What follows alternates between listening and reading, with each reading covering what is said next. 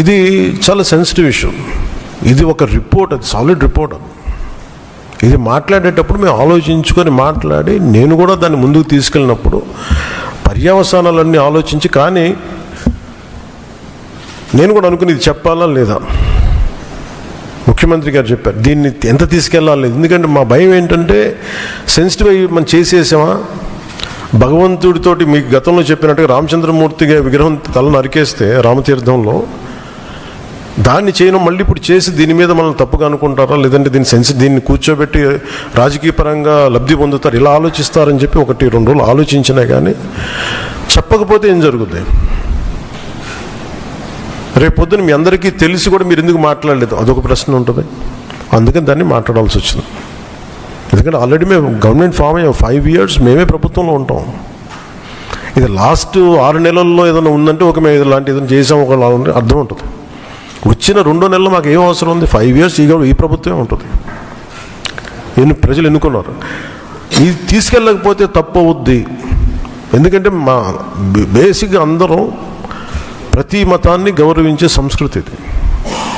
ఈ దేశంలో హైందవ సంస్కృతి లేకపోతే మిగతా సంస్కృతులు లేవు. అలాంటి హైందవ సంస్కృతి మీద ఇంత అపవిత్రం జరిగినప్పుడు, వీళ్ళు రిపీటెడ్గా చేస్తున్నప్పుడు ఇది చెప్పాలా లేదా అని కూర్చొని చాలా తర్జనలు పడి, నాకు పర్సనల్గా గిల్ట్ ఉండి, అరే మనం ఇంత కళ్ళ ముందు ఇంత రిపోర్ట్ మాట్లాడకపోవటం అని చెప్పి చేసిన తర్వాత దాని తద్వారా మీ అంశాలు తెలుసు.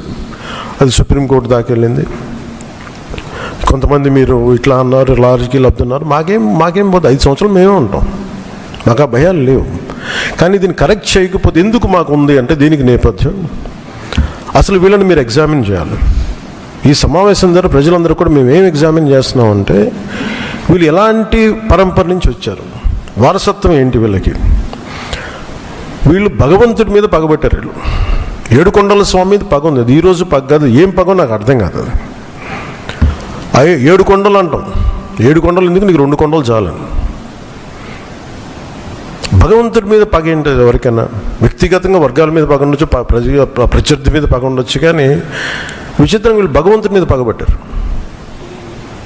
మేము ఆ కోణం నుంచి నాకు అనిపించింది దీన్ని కరెక్ట్ చేయాలి, ఇది చెప్పాలి. ఇది నేను ఎందుకంటే నేను మాట్లాడేటప్పుడు మేము చాలా ఒళ్ళు దగ్గర పెట్టుకొని మాట్లాడతాం. ఎందుకంటే వీల్ ఫేస్ ద కాన్సిక్వెన్స్ మాకు తెలుసు. ఉదాహరణకి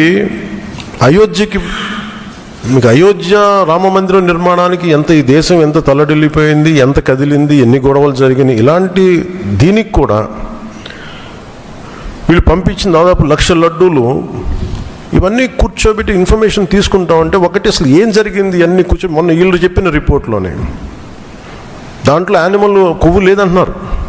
సరే, ఫర్ ఎగ్జాంపుల్ నేను ఒక ఆర్గ్యుమెంట్ సేక్ అన్ని రిపోర్ట్స్లో కూడా ఎక్కడ కూడా ఈ నెయ్యిలో నెయ్యి లేదు.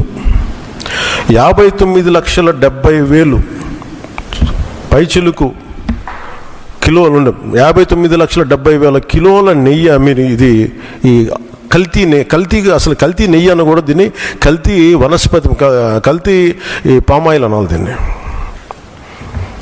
ఇవి దీంతో కలిపి ఇన్ని కోట్ల లడ్డూలు చేసిన తర్వాత దాంట్లో 1,00,000 లడ్డూలు అక్కడ కూడా పంపించారు, అయోధ్య కూడా పంపించారు. వీటి నేపథ్యం మొత్తం రిపోర్ట్స్ అన్నీ వచ్చిన తర్వాత ఈ నెయ్యిలో ఎక్కడా కూడా 59,70,000 ఇక్కడ లడ్లు దీనికి సంబంధించింది వీళ్ళు అనుకున్న సోకాళ్ళు నెయ్యి సప్లై చేసి దాంట్లో ఆన్ రికార్డ్ 58 లక్షల పామ్ ఆయిల్ దానికి సంబంధించిన ప్లాంట్ బేస్డ్ అన్నీ దొరికినాయి. అవి కాకుండా 1,70,000 నుంచి దాదాపు 2 లక్షల వరకు కెమికల్స్ దొరికినాయి. ఇవి ఆన్ రికార్డ్ వాళ్ళు కొన్నట్టు. మీకు టీటీడీకి మేము